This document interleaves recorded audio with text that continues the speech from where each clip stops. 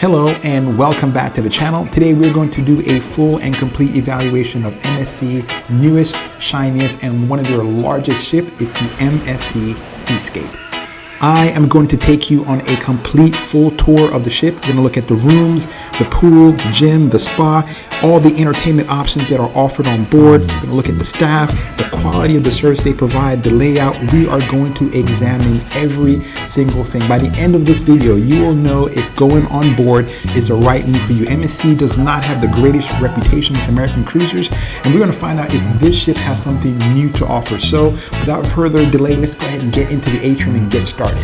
As soon as you walk through the front door, you're going to be greeted by an assortment of staff on either side. They're going to be clapping and cheering you on. I think that's a great first start. Also, you walk into the beautiful atrium before they shuffle you away to your muster station. Once you get checked in and settled into your room, one of the first things that you want to do is go upstairs to the top deck. That's because they'll be having a sail away party. Now, I just want to give you a heads up. This ship is big. It is 339 meters long, 41 meters wide, and 74 meters high. This makes it the longest ship in the MSC fleet and arguably the largest. Now we are back inside and we are going to take a look at the atrium, and this is an absolutely spectacular place. When I came on board, I was blown away. It goes up 4 stories, and one of the great things about it is that you can stand on any one of those 4 stories and look down and enjoy entertainment that happens here seemingly all the time. Here is a few things about me that will help you appreciate my evaluation of this vessel. I have cruised with MSC before, however, I am not a big fan of this particular brand, so my evaluation is going to be honest and raw. This atrium is absolutely beautiful. It is the heart and soul of the ship. There's tons of entertainment that happened here. It's very crisp, very clean, nice lines, very contemporary. Design is absolutely beautiful. One of the best things that they did was allow people to enter here first. So it gave them a great impression of the ship, and this is one of the most beautiful spaces within the entire ship. Entertainment happens here on a regular, ongoing basis, not just the dance that you see right now, but also there's a lot of musical performance, and no matter where you are in the atrium, you can appreciate and enjoy what is happening on the floor. The centerpiece of the atrium is going to be the bar on the ground level, and there is lush seating all around the atrium. Again, lots of entertainment. This is where they do the captains greeting the crew. Always something going on in the atrium, so people just hang out there and enjoy their time. It's an absolutely great space. The next space that we're going to focus on right now is going to be upstairs again in the main pool area. There's lots of things that happen up here. There's the outdoor movie. The only critique that I really have with this space is that the pool is relatively small. It's also salt water. You may or may not like that, but it's salt water. But the great thing is that they have showers all around where you can kind of wash the salt off your body. The biggest challenge that you're going to find in this main pool area is going to be finding a chair, a lounge chair, in order to put your stuff and camp out for the day. People got out there relatively early. By around 8 o'clock, most of the spaces that are closest to the pool were pretty much taken.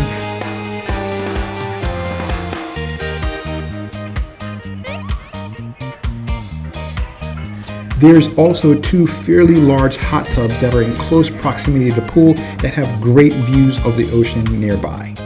One of the things I liked about the deck chair system was that some chairs were close to the pool while others were close to the edge, so you can look over and see the ocean. So it's almost like no matter what chair you got a good chair, and surrounding the entire upper deck were chairs all around.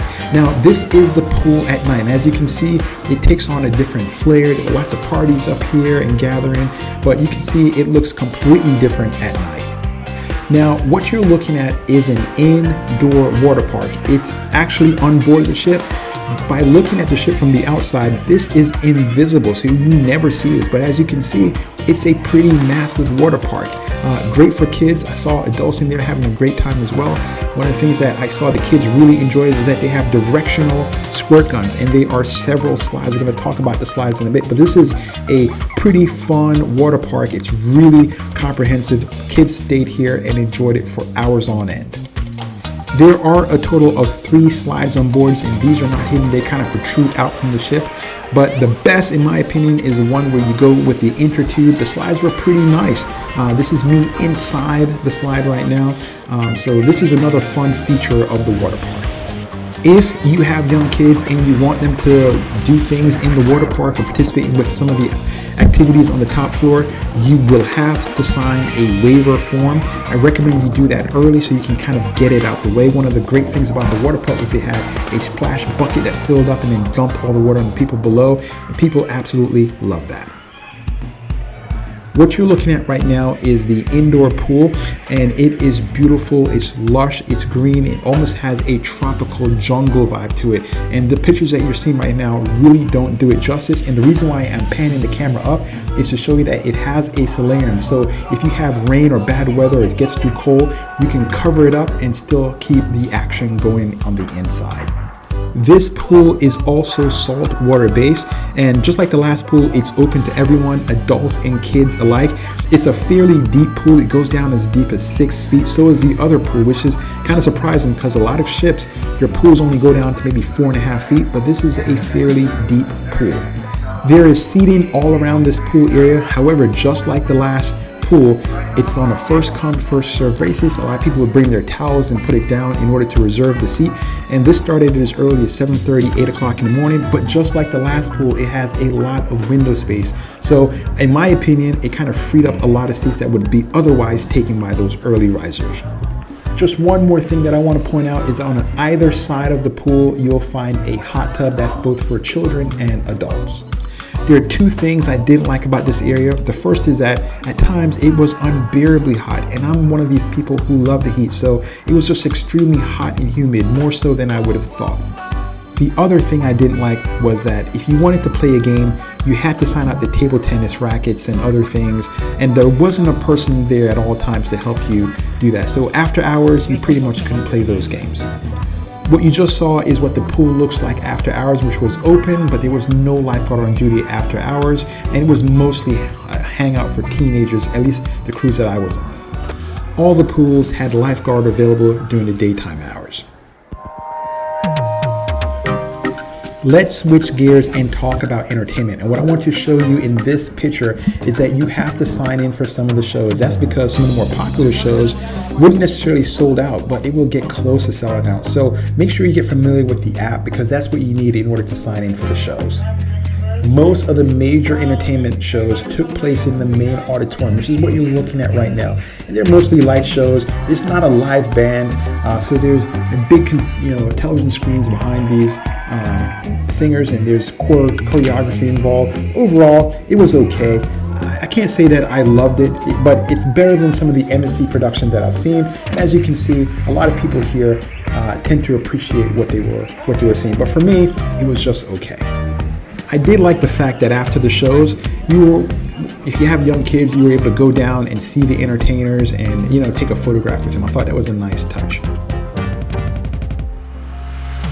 One of the great things about cruising is that the entertainment is built in. So when you pay your ticket, all the stuff that I'm showing you right here, it comes with it. That's the game shows, the trivia, everything. It's all built in. We were on board for a total of 7 days, and 4 of those 7 days we were at sea. That means it was up to the crews to really entertain us, and there were plenty of entertainment options. The one thing I would say is definitely have your phone, because MSC uses your phone in order to communicate what's going on board the ship and where. I try to keep myself busy, and there was never a time while I was on the vessel that I felt bored. There was a lot of variety of entertainment at various times, so it definitely kept me busy. Most people who come on board bring their appetite. If they're on a diet, they break it. They look for every single excuse to eat. And there is food available almost 24 hours a day. One of the things that prevented me from really booking a lot of MSC Cruises because I never liked their food. Their food, in my opinion, they didn't have a great selection, and whatever they had was not very good. So that was one of the major stopping points for me in booking this cruise. I was with around 20 other folks, and they pretty much felt the same way. However, I have to say, the food on board was pretty exceptional. It tasted really good. It wasn't just European options that were offered. It was a lot of food that were familiar to me, American options, but it was also mixed in with a variety of European options. There was also a lot of desserts. Most of the desserts were European favorites, but it didn't bother me as well because they were far tastier than some of the other cruises I had been on. What you're looking at right now is a kid's area. The server was lowered to the ground so kids could reach the food, and it had a separate seating area, so the noise and all that kind of stuff was kind of kept away from the adults, so that was perfect. So when I evaluate food on board a cruise ship, I look at two elements. Number one, variety, and then the second thing is quality. And they were aces on both. I felt that there was a ton of different food options, and also thought that it tasted really good. No matter what your palate, you're going to be able to find something enjoyable here. And that was a surprise to me and the 20 other people that came on board with me. We all thought the food was going to suck. We actually were prepared not to enjoy the food, and we were all pleasantly surprised. Now, when it came to beverages, if you're a coffee drinker, you have a choice of caffeinated or decaf. Also, when it came to juice options, there was unlimited lemonade. However, soda, that cost extra. One of the things I liked was that they had a little bit larger cups than, say, Carnival. Also, I strongly recommend, if you come on board, bring your own thermos or bottle to hold your liquids, because the cups are larger than Carnival, but not large enough where you probably don't need a second container. Let's talk about the pizza. This is the best pizza I have ever had on board a cruise ship. If this was on land, I would pay for it. It is that good. Not just me, but people in my party and throughout the entire ship loved the pizza. Now, what I'm trying to show you here in these images are late night dining. Of course, the dining room, the buffet, is not open 24 hours a day. The only destination where you can get food very late in the day that's free is going to be the pizza place, which is a downside because it's all located in the buffet. So if you were far from the buffet, that was the only option if you were hungry. Especially after COVID, I feel I have to talk about hand washing stations. And on this cruise ship, it was kind of tucked in to the side, really nondescript. If you're an ice cream fan, there is gelato available on board. However, this came with an extra cost. Now, this is something I never really talk about. It's staff service in the buffet, usually because it's usually not very good. However, I felt the staff service in the buffet area was exceptional. Also, there was a button that you could press, and when you press that button, the staff would come over and take your drink order, and they were extremely responsive. Also, they did a good job keeping it clean and keeping things moving. Let's talk about dinner in the main dining room. There are 4 dining rooms and a total of 11 restaurants. So there's lots of places that you can eat on board. Many of these are specialty restaurants, so we're going to take a look at the specialty restaurants a little bit later on. But for right now, the main dining room is probably a little bit underwhelming, largely for me at least, because it had low ceilings. A lot of ships have dining rooms that go up 3 different levels, so you have a grand entrance and it's absolutely beautiful. And of course, the seating, the table settings, all that kind of stuff looks nice, but it just, to me, with the low ceilings, it felt almost like I was a little bit crammed. Now, how you ordered your food was through your phone. It's one of the reasons why you have to bring your phone on board. They had a barcode that you scanned, and that scan would bring up the menu. However, in my opinion, it didn't work all the time, so it was a little frustrating having to do it that way. But once you got used to it, it wasn't a problem. Sometimes, again, the signal didn't work very well. I ate, and members of my group ate in the dining room several times, and the plates that were served, you're seeing some images of them right now, they were exceptional. I was really blown away with how good the food in the buffet and the main dining room were. We were on a 7-day cruise, and the menu changed every single night. Now, we had fixed dining, so when it comes to the staff service, I really have to go on what everyone said, and everyone was pretty pleased with their staff service. So if you had a great server, then you will have a great time, but if you didn't, then maybe not so much. Now, this image, all I want to show is how people dress for dinner. As you can see, they keep it pretty casual here. However, when it came to formal night, people really dressed up very nice, but it wasn't like people were going in there in cargo pants with camouflage or anything else like that.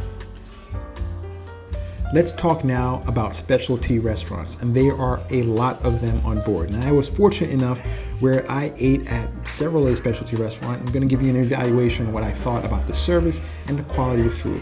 Now, the food here tastes better than the main dining room, and that's saying a lot because I thought the food at the main dining room was pretty good. Something that I appreciated at the specialty restaurant was not just the food and the quality of it, but also just the whole experience. It was more like you were at a theater. It was a performance and a meal all mixed in one. And the people there were funny. They had funny jokes. They were, doing, things with the knives and the forks and throwing them all around. So it was really quite showy, and the food tastes good, and everyone there had a great time.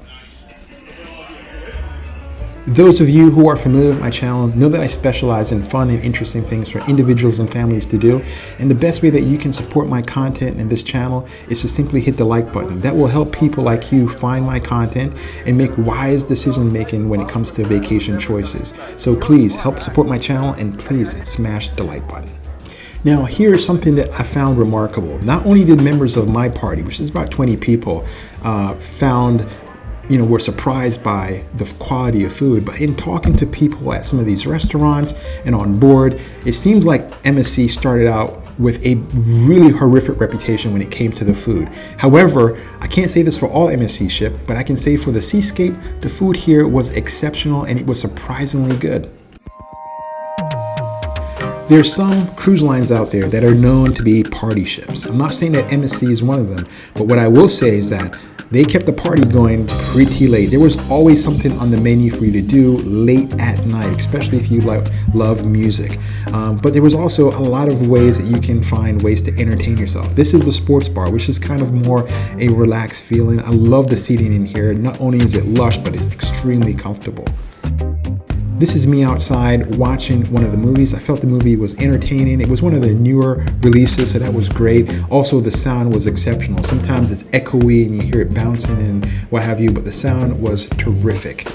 Generally speaking, the folks on board, at least half of them, love to party. And even the older ones love to get into it. One of the things that sets MSC apart, in my opinion, is going to be the karaoke. It seems like this venue, no matter when I got there, was always full. So if you love karaoke type entertainment, you got to make sure you get there early, because not only do the hosts get the people into it, but it was just one of the most entertaining things on board is to watch people make a fool of themselves and really blow your socks off when they get on there and they had the pipes.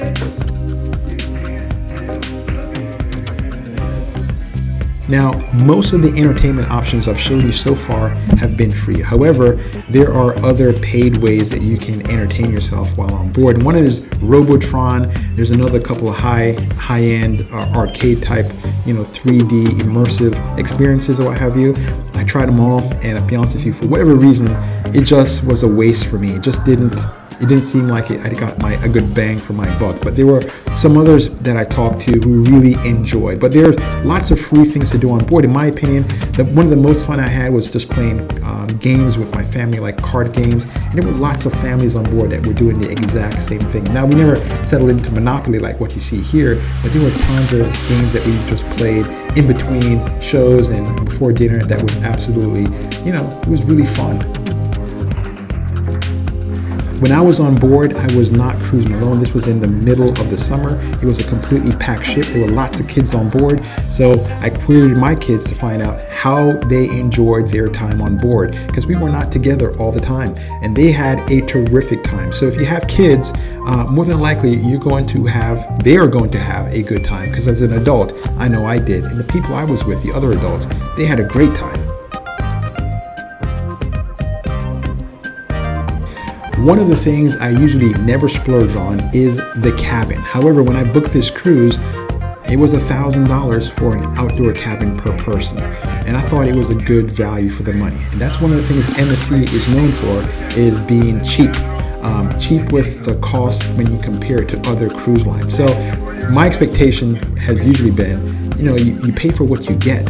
However, this right here is a really nice cabin, one of the nicest cabin I have ever been in. You can see it has a jacuzzi on the deck, and I love having the balcony where you can just look out and see the world go by. So I paid $1,000 for a 7-day cruise and I got a $50 onboard credit. I felt I got a great value for my money, and that's what MSC is known for. It's known to, have good values. But however, I didn't felt like I was getting cheated. I felt like I was getting a luxurious experience, and I felt I wasn't really paying for it. This is a beautiful cabin, very nice, very sleek, very modern. I also love the fact that it had USB ports along with regular plugs here built in, so I didn't have to bring any adapters or any special cables. It was wonderful. There's also room service that's available at a small upcharge. Now, again, I was in the middle of summer and there was lots of kids on board, so it was great that there was an adult-only area, and this is to the very back of the ship. It has what's called an infinity pool on either side, but it really wasn't an infinity pool because the water never came up to the point where you could just look over and see the ocean. But it was still a very nice area, and the big question is, do the kids invade this area because there were lots of teenagers on board? And the answer is no. They really kept it to be an adult. What you see right here is about as full as I have ever seen it. One of the things that I think that MSC got totally wrong is the size of their gym. Don't get me wrong, this gym is absolutely beautiful, it's well appointed. However, it is tiny compared to the size of the ship. This is one of their largest ships, and to have a gym this small is just, I don't know what the planning was. Also, there were plenty of times that I came in there and people were lined up waiting to use the exercise machines. That's because there's no outside jogging track. So I don't know what they were thinking, but there was hardly any space in this gym for the amount of folks that actually want to use it. And also, there were lots of machines that were just broken, that were just not working.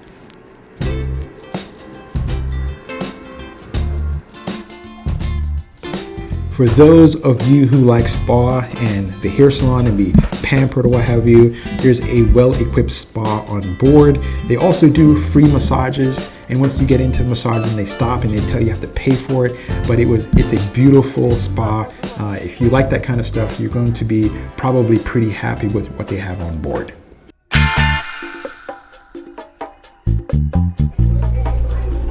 If you like to gamble, there is a casino on board. However, I'll say this, it seemed to me at least that it was always empty. It seemed like there was no one in there. So, of all the cruise ships I've ever been on, this is the least used casino I've ever seen. I have no idea why, because we were at full capacity, but it didn't seem like there was a lot of people in there, especially when I compared to other cruise ships. But they had a wonderful bar area, and they had table games as well as slot machines. Have everything that should have made this a really happening place. It was, situated in a good location, but it just was not very busy. If you enjoy drinking, then you're gonna feel good about coming on board. There are 18 bars and lounges where you can buy alcohol. That's a lot. This is the largest one they have right now, is in the atrium area, but they're scattered all over the ship. Now, as far as the drink package is concerned, you have to do the math, because sometimes the drink package can cost more than the cruise. However, of all the cruise lines, when I did my research, MSC has the cheapest drink package. But when it comes to the drinks, I used my $50 credit to buy drinks, and I thought they tasted pretty good. I thought the bartenders were really nice. They could make an assortment of drinks. There wasn't a drink that I asked them to make for me that they couldn't make. So I think if you love to drink, you're likely going to enjoy your time on board. Something I have to make note of, which I usually don't, is the service of the staff. The staff, I thought, service not just in the main dining room and in the buffet, but all over the ship was pretty exceptional. I was on the cruise ship in the middle of summer, so there were lots of kids on board. However, I didn't feel like they were overrun by kids. So if you want that adult experience, again, there's that adult area, but there were lots of kids and teenagers on board. Let's step back and talk a little bit about the ship. It is a large ship, one of the largest ships in the MSC fleet. Its home port is out of Miami, which is the cruising capital of the entire world. Getting on board, immigration, all that stuff was not an issue. We got there actually 2 hours before we were supposed to board, and we were able to get on the ship with absolutely no problems. When you board, I recommend you use your passport. And the reason why is because they use facial recognition software. When we were walking off the ship, we never took our passport out of our pockets. So boarding was not an issue at all. If you are a part of the yacht club, then you get your butler right here to take you personally on board. Circling back to kids, if you want to drop your kids off and leave them for the day, there is a kids zone. You can check them in and leave them for several hours, almost the entire day, and come back and get them in the evening. They'll feed them, they'll entertain them, they'll have games for them. So I think that's a great feature, not only by MSC, but pretty much all the cruise lines do that. But this is the kids zone, kind of what it looks like. There's also a teen zone. You can't drop the teens off, but there's lots of games and stuff for them to keep busy. And my kids usually never like the teen or kid zone, but they liked it on board this ship. Just want to talk a little bit more about the arcade, because when it rains on board, you have nothing to do, so kids actually gravitate here. I would say this though, make sure you limit how much money they can spend on their card, because that's what they need in order to activate these games, and you can spend $10 in 10 minutes. These games are expensive, like $2 a game, so definitely limit your kids' money on the cruise cards. I mentioned this a little bit earlier, but there are these 4D type experiences in the arcade. I did not like it. They ranged in price from $9 to $12, but in my opinion, I just didn't feel like it was a good value for your money. The best way to get around is going to be the Shoe Leather Express. The average person who cruises gains £1 a day. So definitely I recommend you take the stairs, because they have smart elevators, and people love and hate these smart elevators. You see this lady right here, she just pressed the button. It tells you how long your wait time is, and then you have a decision. You can either wait or take the stairs. I love the fact that it tells you how long, because you can make an intelligent decision rather than stand there and not have any time. So this is how the elevator works. You press the button, and then it will tell you how long you have to wait. It will also tell you what elevator that you need to take. So you can only take that elevator. And like this elevator stall right here has 4 elevators. You press it, tells you to take elevator D. You look up to elevator D. So all the other elevators can come, but once you get into D, it'll tell you what floor you're going to, because you can't select the floor. So it's called a smart elevators. Most people on board that I talked to didn't like it. However, I didn't mind it, because I've been on other ships and they don't tell you how long the wait time is, and it's horrific. Also, if you're wheelchair bound, at busy times, people were not allowing you to get in the elevators. They were just rushing there ahead of you. I thought that was deplorable, but it happens. If for whatever reason you cannot do without your phone, or if you have to work, I recommend you get the phone package. It is extremely expensive. There were lots of people there on board that purchased the package, including myself, and I can tell you that the speed is extremely fast. There's only a few sections when I was on board where it kind of slowed down. You see you're in the middle of the ship, but even then it was really fast. This person right here is doing a live video stream. That's how fast it is. I recommend you get the app called WhatsApp so that you can call friends and families and other loved ones, but it is an extremely fast internet service. If you like to shop, then you're going to be in good company, because there are lots of places to do so on board. I felt that there were lots of stores, but I also felt that the stores were very highbrow, like they were very expensive jewelry that was not just cheap stuff, it was really type, quality, expensive stuff. So just be mindful of, maybe not getting that bargain that you're looking for. Something else that I did not like was the fact that there was a lot of what I consider aggressive selling. And it started from the minute you walked on board, and they were trying to sell you, especially the specialty dining restaurants. Now, if you buy it on the first day, it's cheaper than say buy it in the last day. And it really does fill up. However, I didn't like the fact that there was just constantly pestering you. Now, if you told them no, they would leave you alone, but still, I just kind of wanted to enjoy my time and not want to be pestered. The ship is absolutely beautiful. There's lots of glass, shiny, metallic, is how I would describe it. And it carries that theme throughout the entire ship, from the bedrooms to the atrium to the main pool deck, all throughout the entire ship. Lots of glass. I would say also the ship is extremely clean, and largely because all the people that you see here, the 1,600 people that work here, spend pretty much day and night making sure that it's in tip-top shape.